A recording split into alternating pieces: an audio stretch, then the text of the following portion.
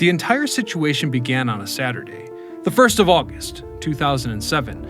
It was a hot summer afternoon in Minneapolis, and like every other Saturday, many people were out shopping and enjoying a day of relaxation.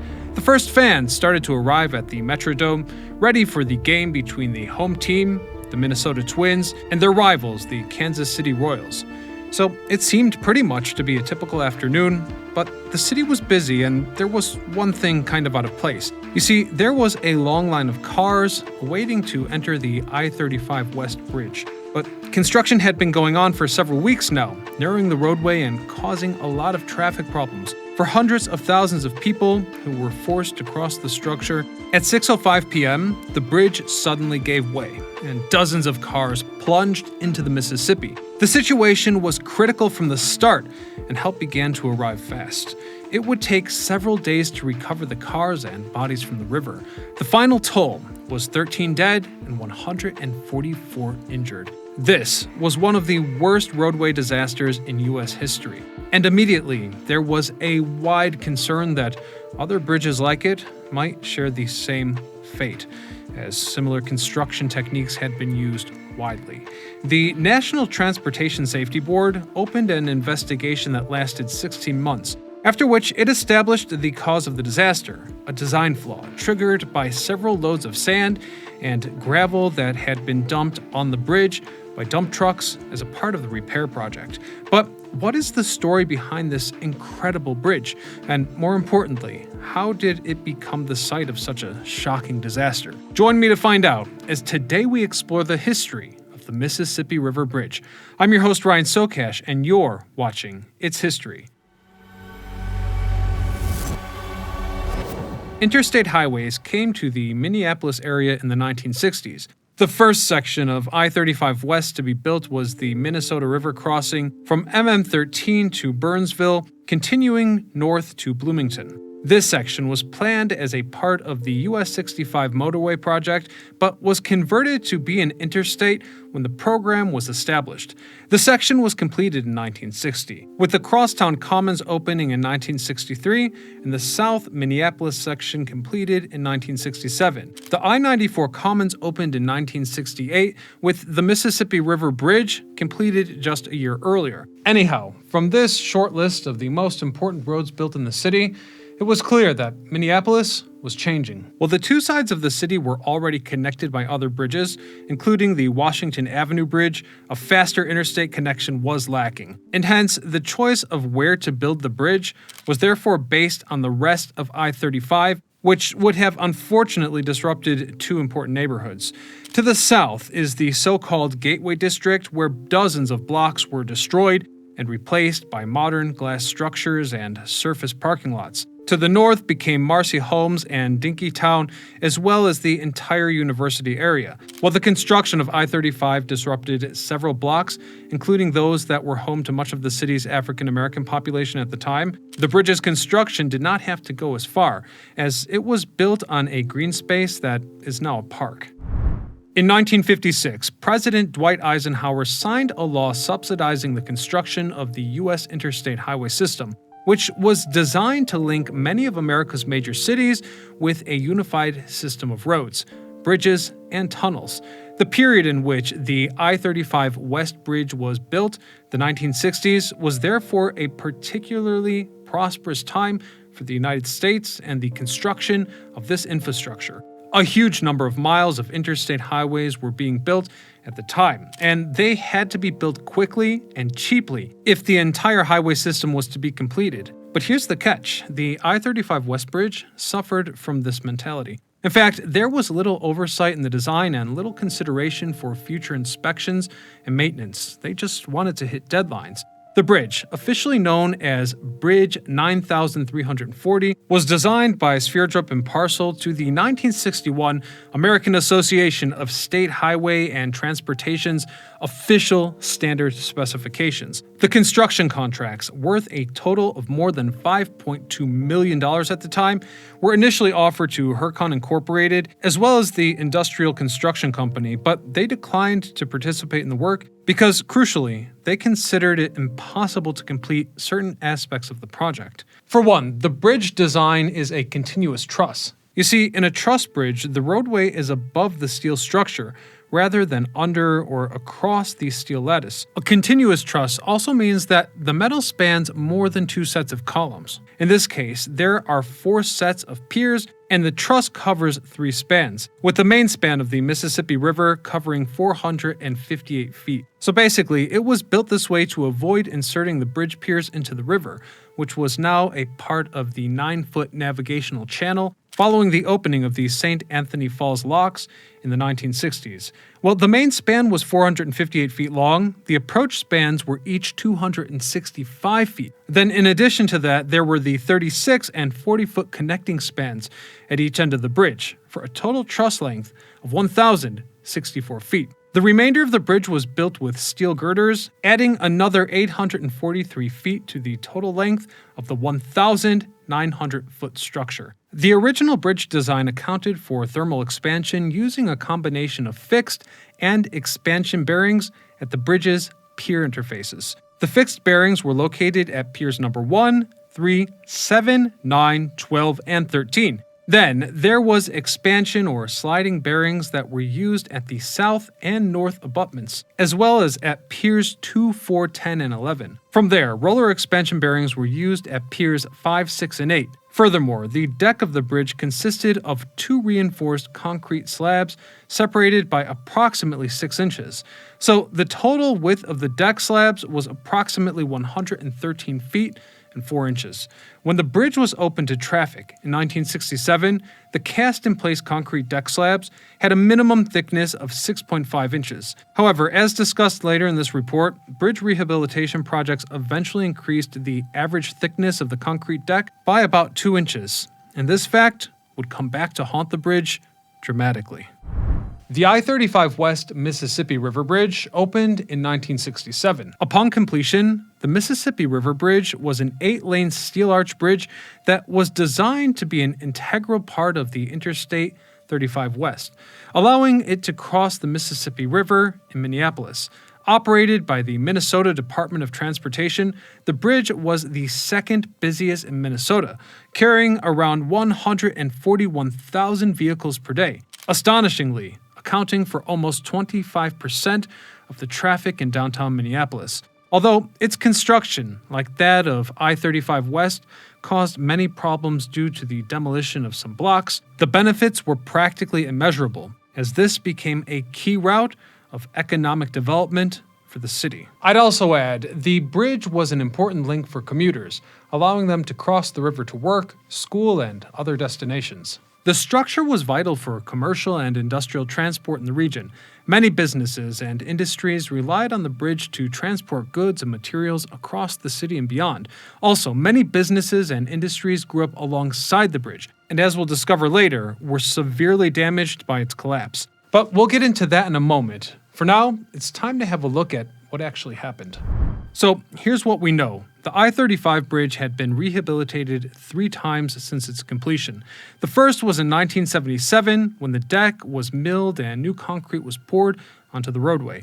According to the NTSB, this renovation increased the deadweight of the bridge by 13%. The second renovation was in 1998 when the parapets were replaced, allowing 8 lanes of traffic to pass over the bridge. An anti-icing system was also installed around this time. The latest refurbishment was underway in 2007 at the time of the accident. The project involved a series of repairs, the most important of which was the removal and replacement of the last 5 centimeters of concrete on the deck. But this action came with some unintended consequences. You see, due to the reduction of thickness, the bridge experienced repeated problems with black ice. And so the Minnesota Department of Transportation installed a spray system to apply an ice-melting solution to the surface of the bridge when ice was likely to form. The system consisted of 38 valves and 76 nozzles. The nozzles were installed in holes drilled in the bridge. They acted like lawn sprinklers, spraying an antifreeze solution across the traffic lanes and onto the bridge. But this system, as amazing as it was perhaps installed in vain.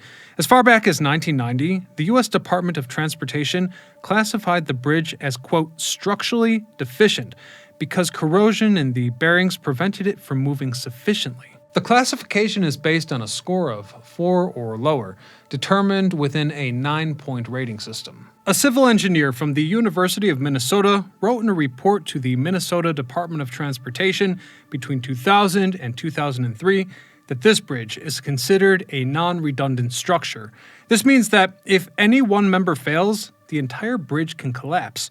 A key factor is that there are only 4 pylons supporting the arch, and hence damage to any one single pylon would be catastrophic.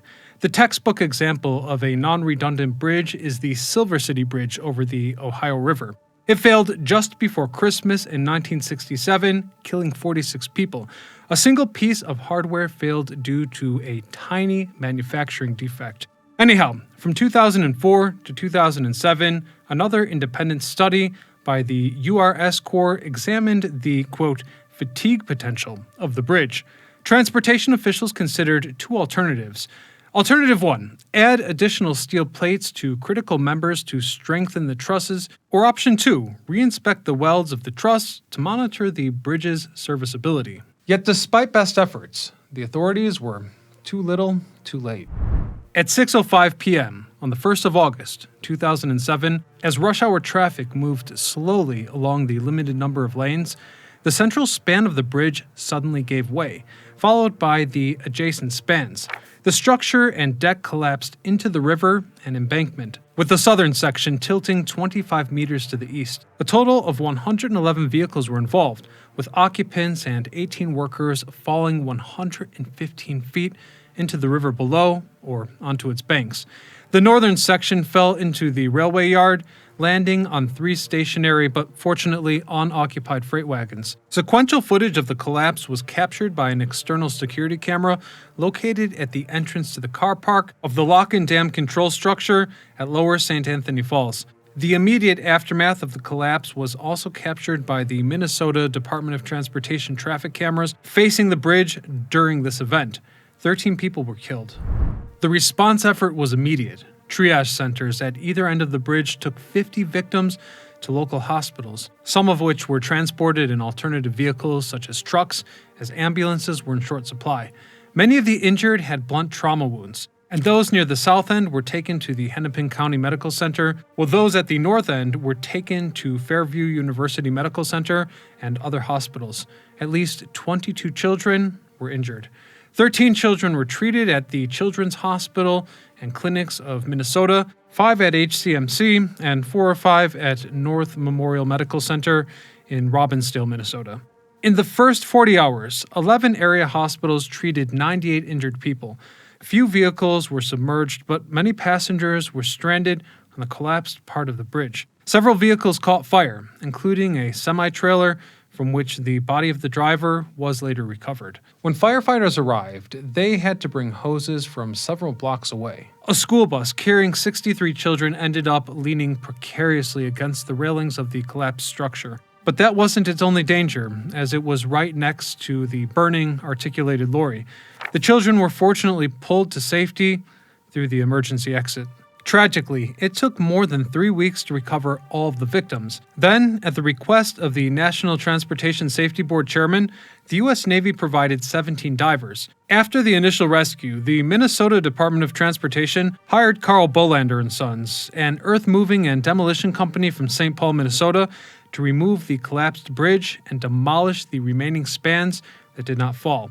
On August the 18th, the divers briefly emerged from the water as the company's crew used cranes, excavators, and cutting torches to remove the remaining bridge sections, beams, and girders in hopes of improving access for drivers. Then, after the remains of the last victim were removed from the wreck on the 21st of August, the company's crew actually began physically dismantling what remained of the bridge. Upon reviewing various surveillance cameras that captured the event, authorities recalled the last moments, which were eerie, to say the least. Helmeted workers were preparing to pour concrete on the southbound lanes, and equipment, sand, and gravel had been delivered to the bridge earlier that day.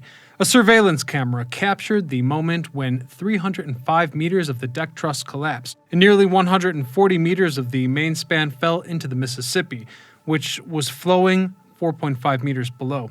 And it was on the basis of this footage that the National Transportation Safety Board identified inadequate load-bearing capacity as the cause of the collapse.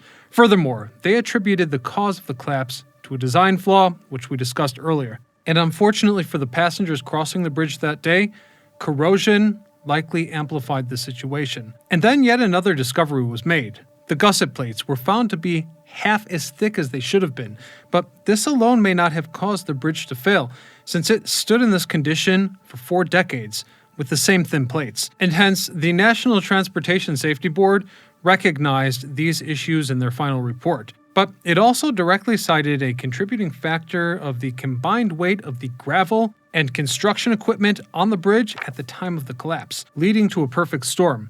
This, combined with the weight already added to the bridge by previous road improvements and the rush hour traffic, simply overloaded the structure.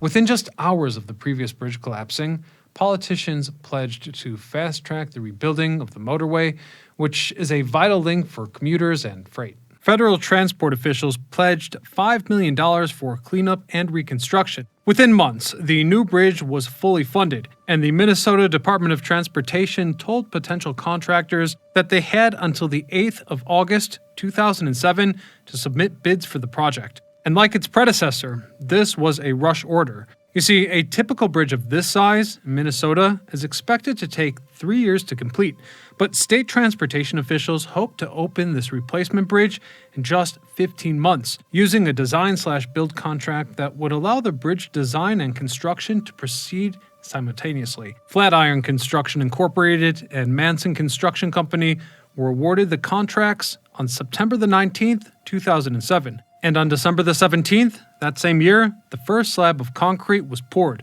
off-site, beginning to form the bridge that we now know. Piles were sunk 100 feet into the ground to support the ends of the bridge, which contains 50,000 cubic yards of concrete. Construction of the bridge progressed faster than expected. Construction was carried out in shifts, with up to 400 workers during the day and 200 at night. On April the 8th, 2008, the Minnesota Department of Transportation announced that construction had reached the halfway point and predicted that completion could be up to 3 months ahead of schedule. This prediction was borne out by events, as the Minnesota Department of Transportation opened the bridge to traffic at 5 a.m. on September the 18th, 2008. This new bridge is also equipped with anti-icing sprayers, but unlike its predecessor, uses high-strength concrete, as well as 323 sensors to regularly measure the bridge's conditions, such as deck movement, stress, and temperature. The data is compiled and analyzed by the staff at the University of Minnesota. This new bridge is illuminated with LED lights and is a classic example of modern, post-tensioned segmented bridges, which at a minimum is interesting from an engineering point of view. However, it's fair to say that this is not a distinctive bridge in terms of its aesthetic and design. It was built so quickly because several segments were used. Normally, abutments are built first, but in this case, the abutments and access spans were built at the same time. The access spans were supported by massive steel girders called falsework. You see, on bridge projects, teams usually move from job to job around the site. Once they have learned how to build one pier, they're good at it, and they know how to build the others at a much faster pace. In this case, several teams carried out each job in parallel. Although no one crew was able to learn from building multiple piers, the fact that all these teams were working simultaneously reduced the overall construction time. While the abutments and the access bays were being constructed, the ashlars for the main span were being produced in a casting yard set up at the south end of the site. The segments were ready when the access bay and piers were completed. The segments were then lifted into position and connected with internal cables within a few weeks. Again, with 4 teams working in parallel. At peak times, more than 600 workers were on site. The new bridge was renamed the I-35W St. Anthony Falls Bridge, and despite the horrific circumstances leading up to its necessity, is in a sense a marvel of engineering when considering how rapidly this project was finished. Now, unfortunately, this tale of urban decay is not as unique as you might think. In fact, the same year that the Minneapolis Interstate Bridge was opened to traffic in 1967, another historically significant bridge collapse occurred, with some striking similarities. The Silver Bridge, a chain-suspended structure that had spanned the Ohio River in Point Pleasant, West Virginia, for 4 decades, made for a rather cinematic catastrophe. You see, on December the 15th, the suspended roadway suddenly collapsed, causing dozens of vehicles to plunge into the river and resulting in the death of 46 people.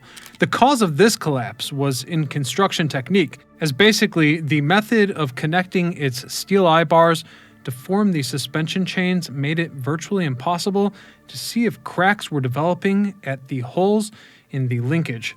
And indeed, the critical crack had formed in the bridge and led to a collapse. And the list continues. For example, the Cypress Street Viaduct collapsed in Oakland, California in October of 1989 when an earthquake struck, causing the upper deck to collapse onto the lower, resulting in 42 deaths. Then, more recently, there was another terrible event, the I-40 bridge, which collapsed on the 26th of May, 2002, after a towboat pushed a barge into the support, causing 14 deaths. Anyhow, these events should serve as a reminder of how much care needs to be taken in the construction and maintenance of bridges, structures that, quite frankly, we all take for granted.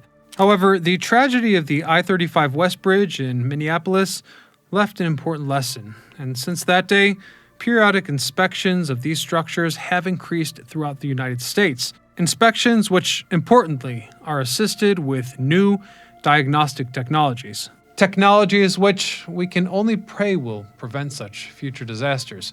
Anyhow, I thank you for watching, and until next time, I'm Ryan Sokash, signing off.